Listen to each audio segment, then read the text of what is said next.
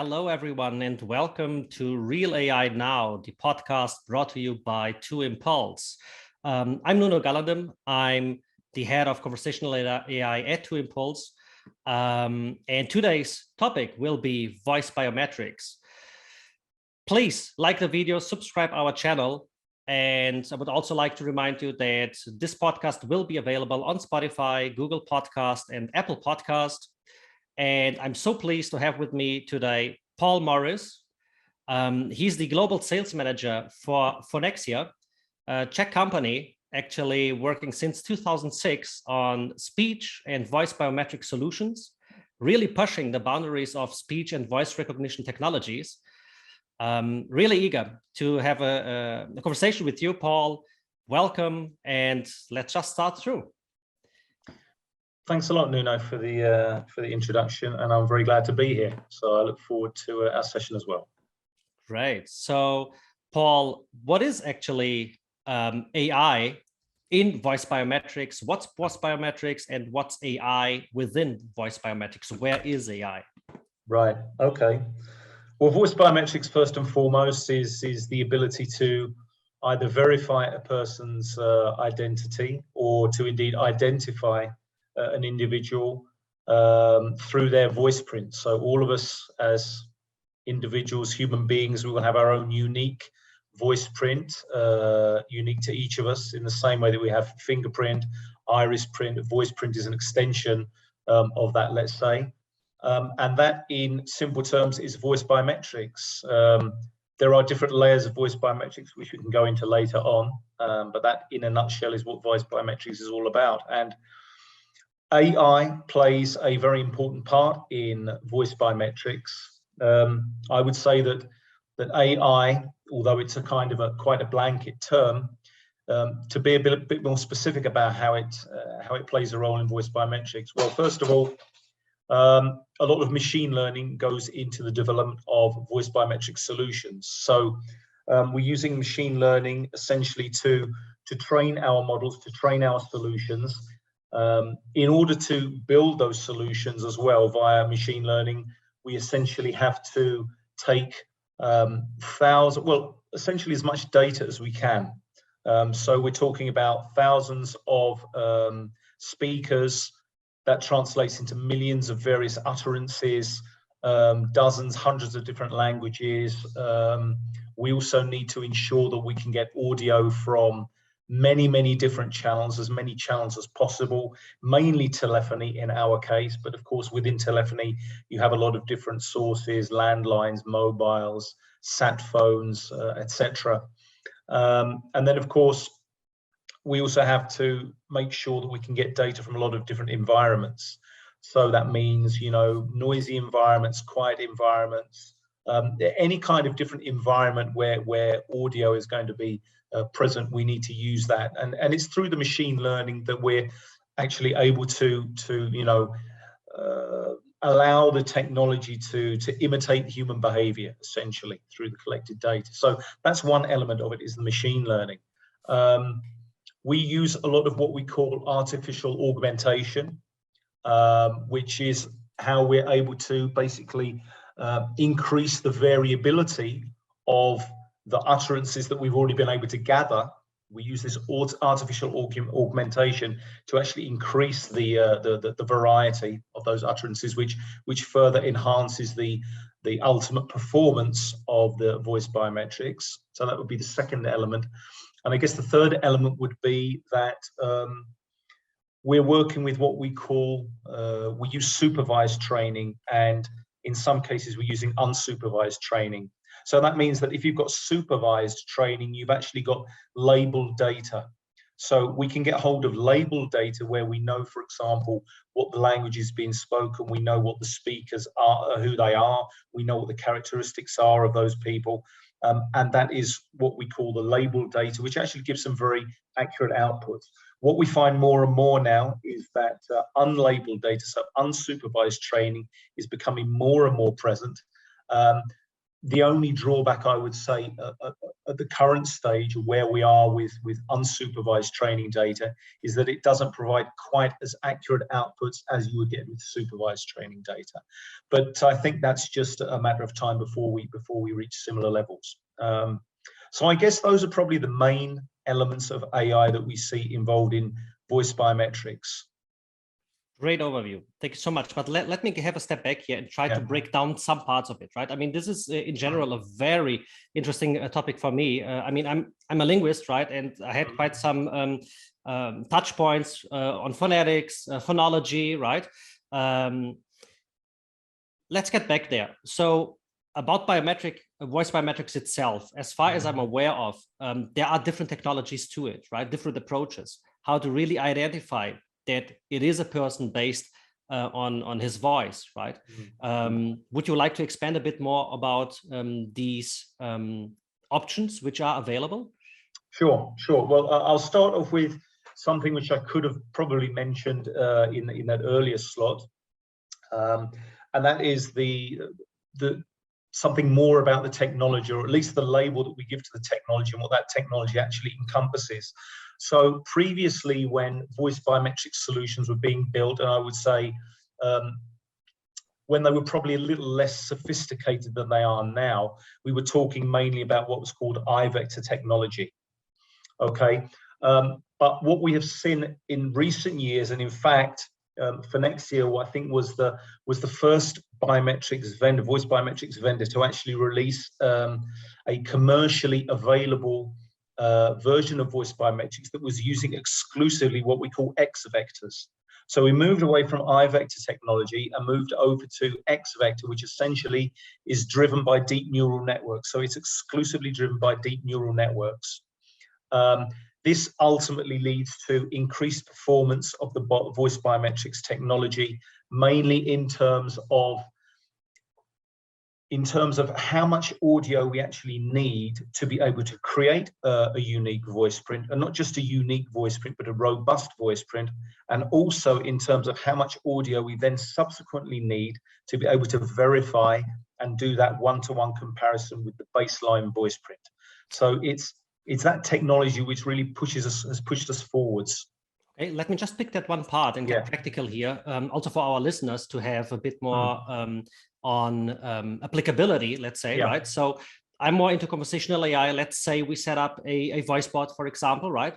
Banking solution, right? Financial sector, it might be also insurance, right? Quite popular. And I want to identify the user through his voice, right? Yes. Which is a technology we are offering here, we are talking about. And there are different approaches to it, right? So I'm aware of two existing ones. One is I give the user a preset phrase, sentence, right? He needs to repeat, and based on that, I'm able to identify, is that his voice profile or not? And then there is a more sophisticated one, which is based on, let's say, free speech, right? Through the start, right through the beginning, the welcome, right? Just asking some questions whatsoever. How is your day going today, and stuff like that. And the user answering, I'm also able to retrieve his voice profile, right, and attribute it to that said user. Would you agree on that? Is that what we are talking about here? Yeah. Absolutely, and that's kind of what I was alluding to with these different sorts of technologies. So if I sort of dumb it down a little bit, or that's not the right phrase, but just make it more understandable to sort of the lay person. Yeah, basically, as you quite correctly said, Nuno, there are two main types of voice biometrics technology around. One of them is let's call it the old school type of voice biometrics, which is called active voice biometrics. And as you quite rightly pointed out, this is what I think a lot of the audience will be familiar with, maybe from their own interactions with their banks, where, yes, they have to essentially say, like, the typical phrase which we hear is, my voice is my password, right? And this is the expression that you have to say several times in a row in order to have your voice pre-created. And then when you're subsequently calling in, you have to repeat that same phrase several times again. So that's sort of the classical, most commonly known voice biometrics. What we're dealing with at Phonexia, and in conjunction with companies such as, for example, 2Impulse, is that we are actually using a different type of voice biometrics, which is called passive voice biometrics. And passive voice biometrics, again, as you rightly said, is working on the basis of free speech. Now, there are a lot of advantages to that particular technology, the one which is based on free speech. I would say the main two would be that it is, since it is entirely text independent and it is entirely language independent, it means that, first of all, the user themselves, they don't have to remember any specific phrase. Now, all right, remembering a one phrase is not, rocket science, but it does kind of make life a bit easier for the user. That's the one thing. The second thing is, of course, is its universal applicability, regardless of where that solution is being deployed. So because you're not dependent on the actual language being spoken, you can use that same technology without having to customize the technology to a specific language. So that is also, from that point of view, much easier to use. And there are other, I would say, minuses to using the active voice biometrics, which is the text dependent one. For example, it is relatively simple for a fraudster to, for example, get hold of a recorded voice in a good quality, saying a particular phrase. They can actually bypass certain solutions or certain systems, gateways, using this kind of fairly unsophisticated fraudster activity. They can just basically turn that on when they need to, and they will be able to beat either the IVR, the conversational IVR, or they may even be able to fool an agent. So there are some downsides to using the active voice biometrics, and I certainly think that passive voice biometrics is the way forward. Perfect. So we are already a step ahead. Absolutely. In this case, absolutely right. So this is a company. This is something you are working on for 16 years, right? So quite a lot. This is your field of expertise, right? It's voice, everything around voice and voice biometrics. Now I'm confronted daily with three main concerns of customers, of project owners, product owners, which is first, what happens, as you said, you pointed it out already, let's expand just a little bit on it, which is, what about background noise, right? So I want to log in or to talk with a chatbot which recognizes me while I'm driving my car, for example, right, through voice. How much does it influence it, or are we able to overcome it as well? Okay, good question. Well, I mean, there are a lot of things that we can certainly influence ourselves as the people developing and working with the technology. So first of all, absolutely key is when you're actually developing the models and actually training the models. As I mentioned at the beginning, it's important to have a real variety in the data that you're using. So in answer to the question about background noise, one way to certainly combat that is to use a lot of data where there is background noise already available, so that the model is trained to deal with that kind of an obstacle.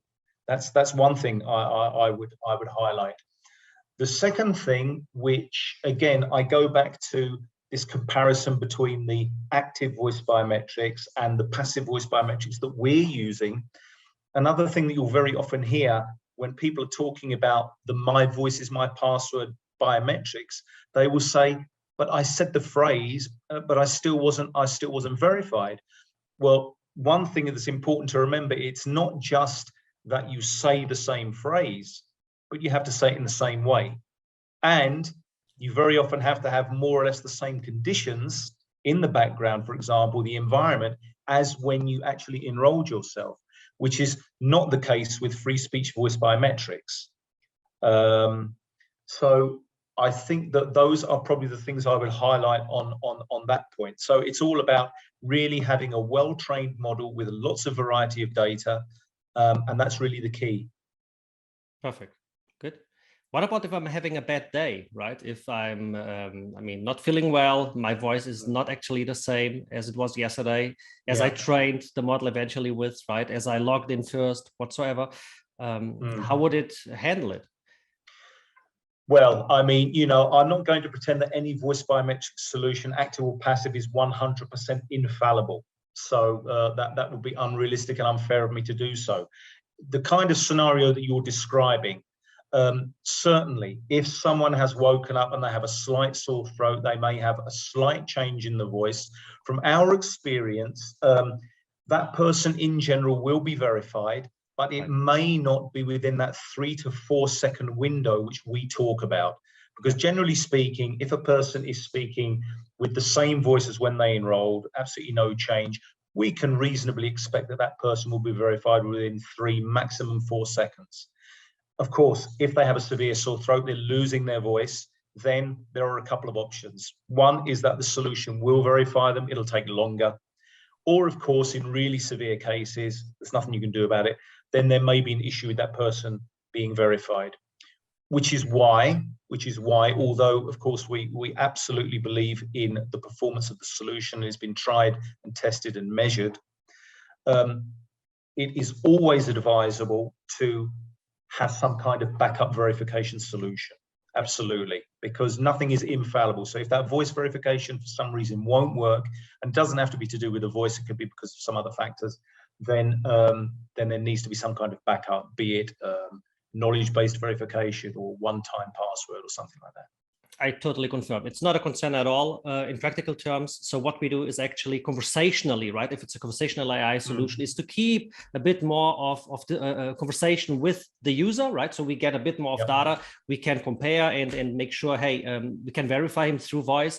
And even if not, there is always a fallback, right? There is always the more traditional way of coming up with some questions, data being requested, as most still do through phone, right? Which is really just asking a couple of questions. So yeah, this is no concern at all, right? Besides the system as it is, even if you have troubles with your voice, is surprisingly precise. Yeah, great stuff. Good. Yeah, could we maybe expand a little bit more on, like, we now just talked a bit about the AI within biometrics, what it offers, the different approaches, eventually the biggest concerns that users, companies might have. Now, where are we actually right now applying this solution? Maybe we could touch 2, 3 examples. Yeah, sure. Well, I mean, I guess we can look at it in sort of, I would put it into 3 main sectors. So where you can find voice biometrics being used fairly frequently now, obviously is in the financial sector, enterprise business. We can extend that to like telcos, utilities. So contact centers within those verticals. What we see now, we still see a lot of activity with the voice biometrics also in the governmental sector.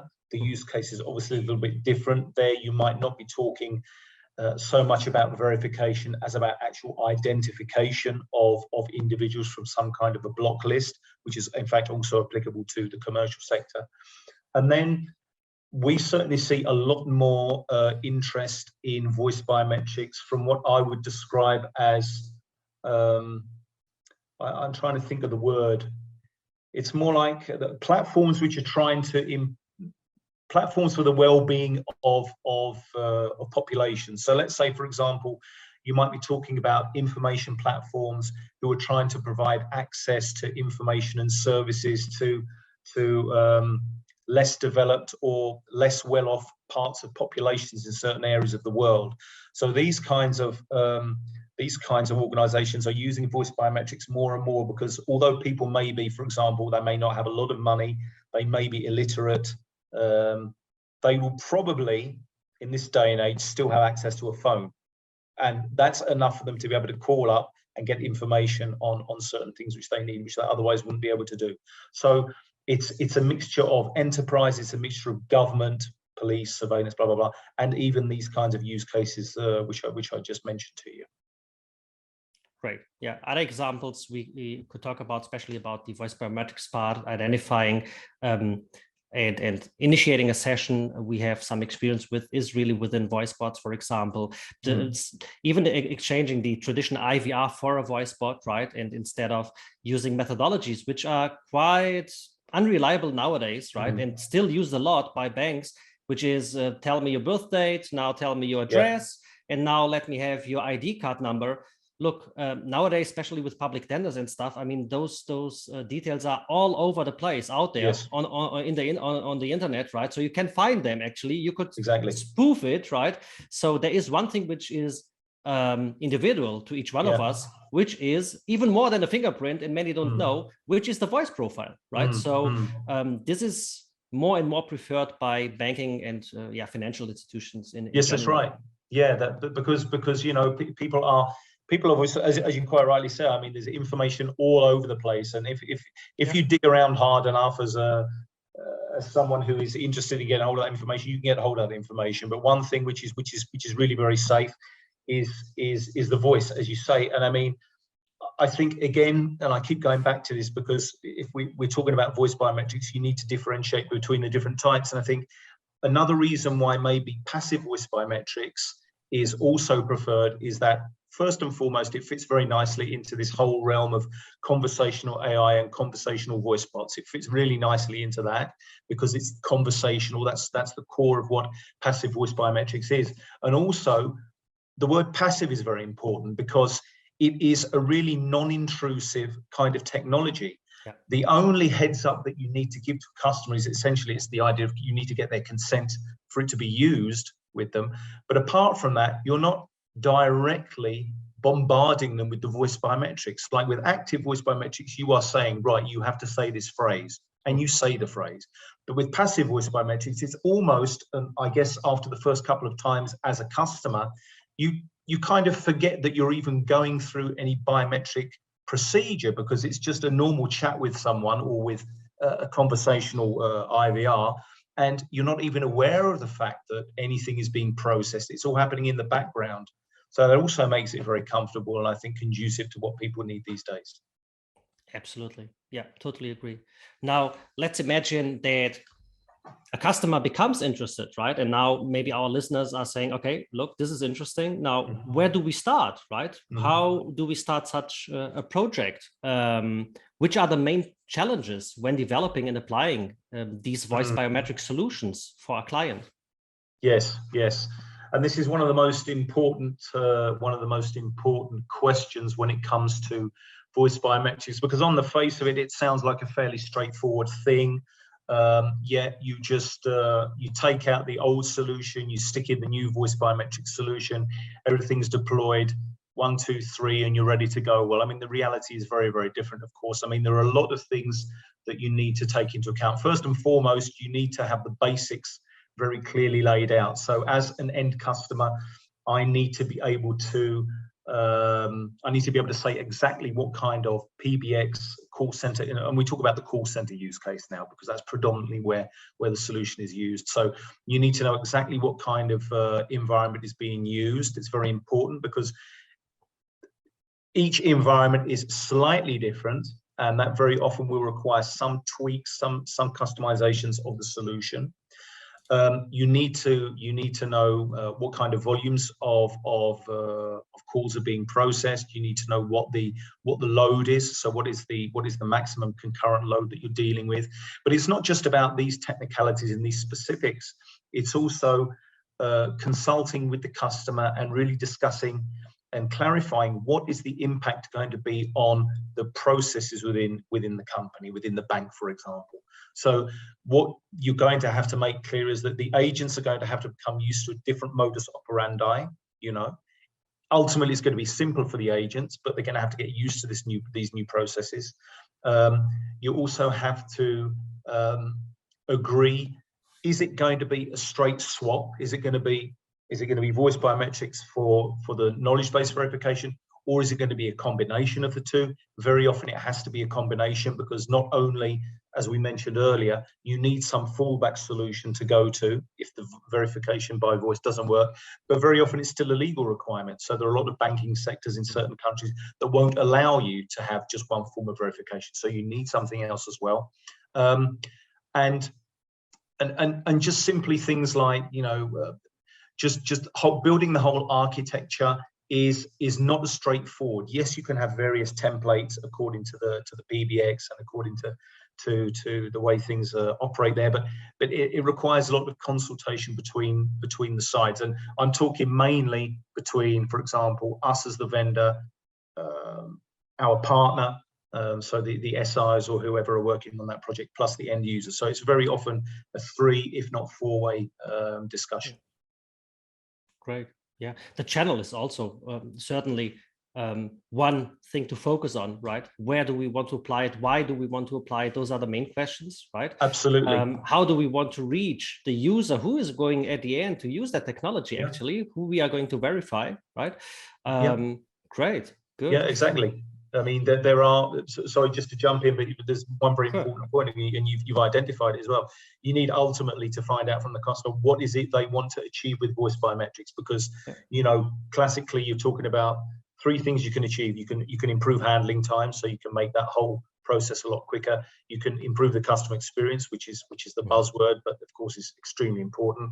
And you've even got that element of fraud detection as well. So extremely important, Nuno, to find out exactly what they want to achieve with the biometrics. Yes.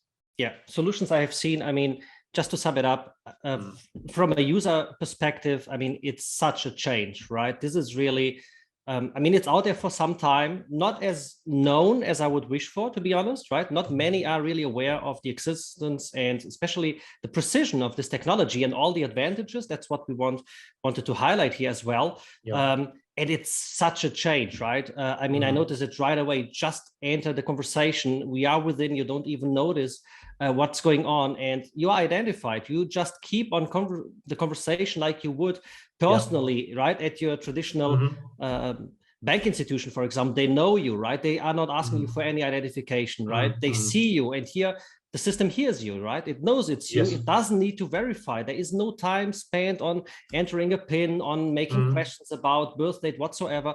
It's really fast, efficient, and so natural. That's the, I mean, for me, the most interesting part of it. So, and I actually hope that my last question is answered automatically through all of our conversation we just had. But how do you see pragmatically really the future of voice biometrics?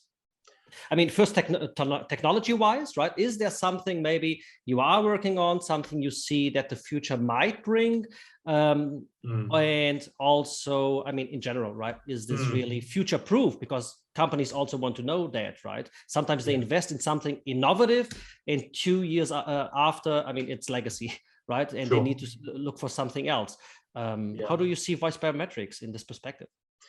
Well, entirely objectively, I see it has a very bright future. From the technology standpoint, I can see that there are still things that can be improved. I think at the moment there is probably no one solution for voice biometrics out there that is ticking absolutely all of the boxes. When you see some of the RFPs, then it's like some of them are sort of from cloud cuckoo land a little bit, what they expect the solution to be able to do. But actually, if you think about the requirements, there are a lot of the things that we are working already. So, you know, I think what we see, technology everywhere is moving forward. So that means that, for example, things like voice synthesis, I mean, that technology is going to improve and improve, is going to become more accessible to a lot more people. At the moment, I would say that voice synthesis, to be able to create a very well synthesized voice of somebody, takes a lot of hard work and takes a fair amount of expertise. This is not something that your average, for example, fraudster is able to do. But, you know, given time, these technologies will evolve. So in the same way, things like voice biometrics needs to evolve as well, because it needs then to be able to combat this kind of threat, because voice synthesis can eventually become quite a threat. It isn't at the moment, I think, not a widespread one, but this will come. So we have to evolve along with these kinds of technologies as well. So being able to combat that, being able to more effectively combat recorded voice, being able to build even stronger models to implement even more machine learning than we are doing at the moment. I think there are always things that you can do to improve. So technology-wise, there is still some way to go, but I think we've gone a long way already. When it comes to the actual applicability of the solution, I can really just repeat what I've said to you before. I can see ever more use cases for voice biometrics. So it's not just about, as I mentioned, enterprise, gov, it's about these other use cases which are out there. It's things like providing access to the population to various services. It's about being able to, for example, confirm proof of life. This is a use case we see more and more. So these are government projects that are, for example, funded by world organizations where You know, they're helping pension offices, social security offices to ensure that fraud doesn't happen. You know, so proof of life.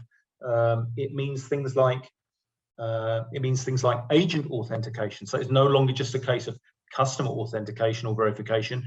The fact that a lot of organizations have had to shift their call center agents into a home office environment means that they also need an effective way to verify that the people who are at home working as agents are really those people. It's not someone's brother or friend doing the job for them. So I see a big future for voice biometrics, and I'm sure there are lots of other use cases out there. There are voice-driven social media platforms these days who are also becoming interested in using voice biometrics as a way of authenticating into the platform. So a lot of things going on. We would probably need another half hour to talk about them all. Absolutely. Yeah, absolutely. I'm totally with you on that. I mean, and especially thinking about the user, right? It's something everyone has with us all the time, right? It's the voice. There's nothing to forget about, right? This is, I mean, a major advantage.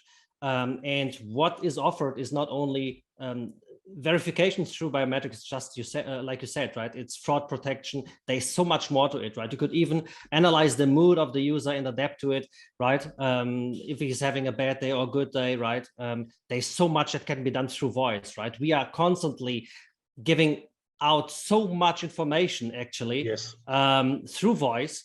Yeah, it's fascinating. And now this is being finally used, right? That's right. Great, good.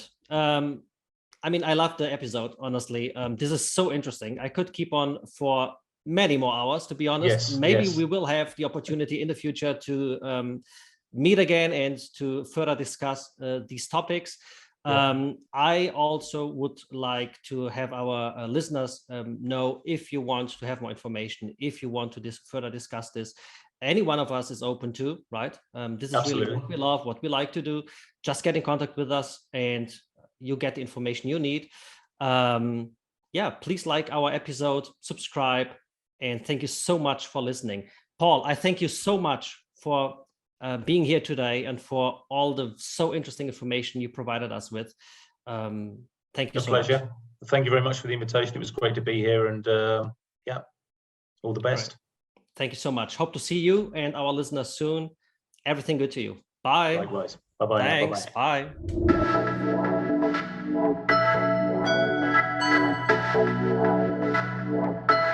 Bye.